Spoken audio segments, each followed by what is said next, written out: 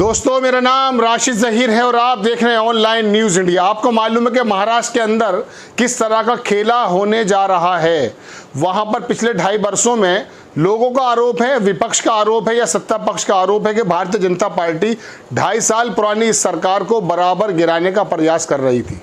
ये हमारा कहना नहीं है, सत्ता पक्ष में जो लोग बैठे हैं महाराष्ट्र के अंदर उनका कहना है। और आखिरकार एकनाथ शिंदे के रूप में उन्हें एक ऐसा आदमी मिल गया और उसको जो है गुजरात के अंदर पहले वो विधायकों को ले गया और अब आसाम के गुवाहाटी में के होटल के अंदर वो लोग मौजूद हैं। बहरहाल, लेकिन उद्धव ठाकरे ने एक बड़ा काम करते हुए ये किया कि व्हिप जारी कर दिया है पार्टी की तरफ से और 5 बजे तमाम सांसद और तमाम विधायकों को वहां होना जरूरी है।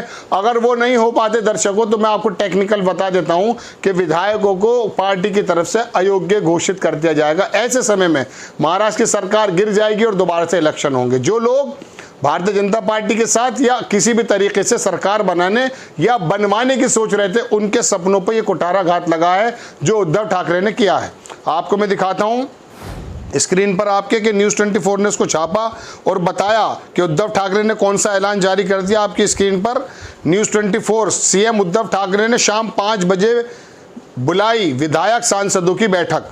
ये आपकी स्क्रीन पर है और अब मैं दिखा देता हूं, हालांकि महाराष्ट्रियन लैंग्वेज में है। शिवसेना विधि मंडल का पक्ष कार्यालय, ये वहां से उन्होंने लेटर जारी कर दिया। जो विधायक वहां नहीं पहुंच पाएंगे वो अयोग्य घोषित हो जाएंगे और वो अयोग्य अगर घोषित हो गए तो वहां महाराष्ट्र के अंदर दोबारा से शायद सरकार गिर जाएगी और सरकार दोबारा से वहां पर इलेक्शन के लिए जा सकते हैं, वहां पर इलेक्शन की संभावना बन सकती है। आपको मालूम है कि पिछली बार जब इस इलेक्शन का गठन हुआ था उससे पहले भी भारतीय जनता पार्टी ने रातों रात मिल करके अजीत पवार के साथ या शरद पवार के पीछे से जो एक प्लानिंग थी, एक रात में सरकार बन गई थी। ना कोई प्रेस वाला था, ना कोई बंदा था, फौरन मचू नहीं गई। ये काम चल रहे हैं और देश के लोग देख रहे हैं। मैं एक बात आपसे इस पूरी घटनाक्रम के बाद में बताऊंगा कि लोग भी कितने बेहिस हो चुके हैं। कोई किसी की सरकार गिरा दे, चुनी हुई या बना दे, इस पर कोई फर्क नहीं पड़ता, अपना अपना पक्ष चुन लेते हैं। बहरहाल, एकनाथ शिंदे की मैं बात करना चाहूँगा। फिलहाल वो सूरत के एक होटल में थे जहां आपने देखा, हमारे साथी ने आपको दूसरे वीडियो में बताया था कि किस तरह से वहां विधायकों को जबरन या उनकी मर्जी से दबा करके दबोच करके होटल में और एयरपोर्ट के अंदर उसको दिखाया गया। बसों के अंदर से निकाल के एयरपोर्ट के अंदर उनको डाला गया। उसके अंदर 2 विधायक वापस भी आ गए और उन्होंने कहा कि गुजरात पुलिस ने हमको वहां पर दबा कर रखा था, हमारे साथ पीड़ा भी हुई। अब वो विधायक जो हैं वो आसाम पहुंच चुके हैं। आसाम ज़्यादा सेफ जगह है। आपको इसके पूरे बारे में घटनाक्रम राजस्थान का याद आ गया होगा, मदर ऑफ सिंधिया के बेटे का याद आ गया होगा, कर्नाटक का याद आ गया, वो भी आपको बता दूंगा। लेकिन मैं बता दूं, फिलहाल वो गुवाहाटी में है और वहाँ के 5 स्टार होटल में मज़े कर रहे हैं। एकनाथ शिंदे, ये आदमी ईडी का जो है मामला, मैं आपको बता दूं, इसी आदमी को लेकर के ये बिल्डर लॉबी से आता है। मंत्री है, बहुत बड़ा मंत्रालय इसके हाथ में था और उद्धव ठाकरे के साथ कहा जाता था। लेकिन एक ऑटो चलाने वाला आदमी इतना बड़ा आदमी बन जाता है, ये भारत में ही संभव है। और ईडी राहुल गांधी को 50 घंटे बिठा करके पूछताछ तो करती है, लेकिन इसके पास नहीं जाती। हो सकता है उसको डर भी दिखाया गया हो, ऐसा आरोप है।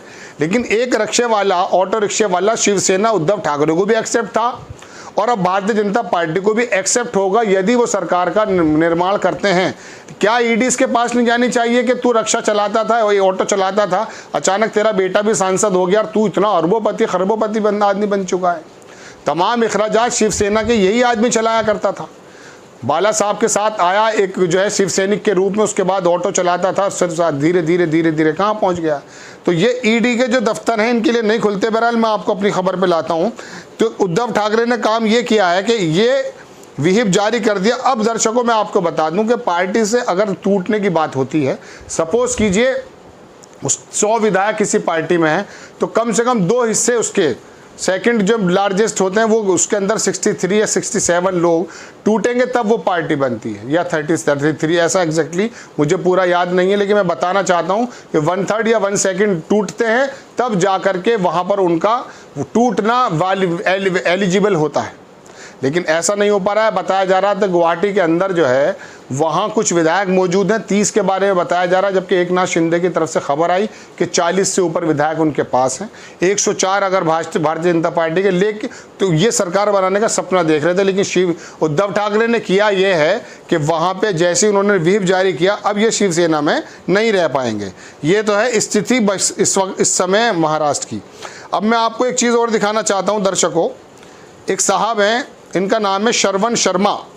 एकनाथ शिंदे जो ऑटो चलाते थे, ये लिखते हैं, ये बाला साहब के कंधों पर बैठकर शिव सैनिक बने और उन्हीं के इशारे पर नेता और मंत्री बने, लेकिन आज एकनाथ से धोखेनाथ बनने के सफ़र में ये भूल गए कि बाला साहब के निवालों से पेट भरने वाला बीजेपी के बादाम हलवे की ओर चल पड़ा। धोखेनाथ का तमगा लगाकर अपनी पार्टी को ही नहीं बल्कि जनता को भी धोखा दे रहे हैं। ये उस जनता के साथ गद्दारी करने जैसा कृत्य है। ये तो है एकनाथ की कहानी, एकनाथ शिंदे की कहानी। अब जरा भारतीय जनता पार्टी पर आ जाइए दर्शकों।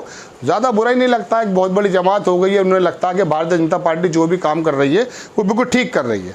बीबीसी की एक रिपोर्ट दिखाता हूँ मैं आपको, आपकी स्क्रीन पर है कि गैर भाजपा शासित महाराष्ट्र में अब सियासी संकट चल रहा है।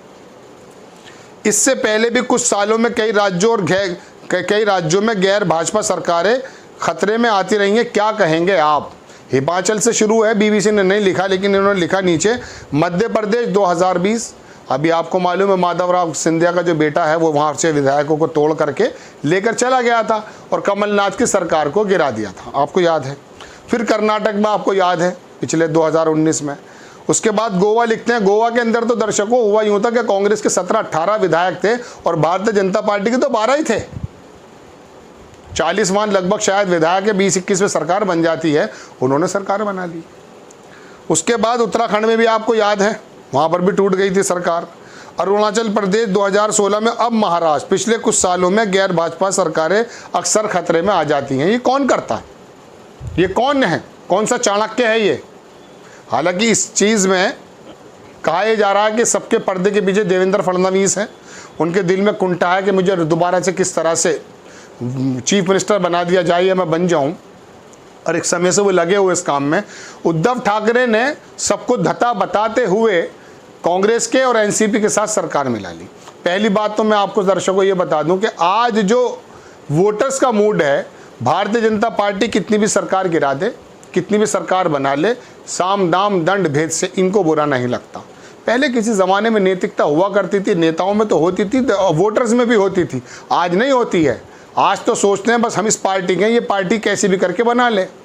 अमित शाह जी हों, प्रधानमंत्री जी हों, कोई भी हों, कोई भी रोल अदा करे। हालांकि हमारे पास कुछ साक्ष्य नहीं इनका नाम लेने का, लेकिन मैं बताना चाहता हूं कि भारतीय जनता पार्टी का रोल निकल कर आता है और उसी की सरकारें बन जाती हैं। पूरा हिंदुस्तान जानता है इस बात को, लेकिन दर्शकों उन लोगों को बुरा नहीं लगता।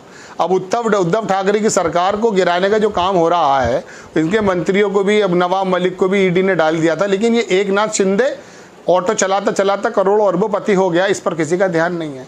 या तो उसको डराया गया है जैसा कि आरोप है, या फिर इसकी जो महत्वाकांक्षाएं वो बढ़ गई हैं। बताया जाता कि उद्धव ठाकरे के बेटे से इसका कोई झगड़ा अभी हुआ था विधान परिषद के इलेक्शन को लेकर के, बस ये गुस्से में था। हालांकि पहले भी एक बगावत कर चुका है।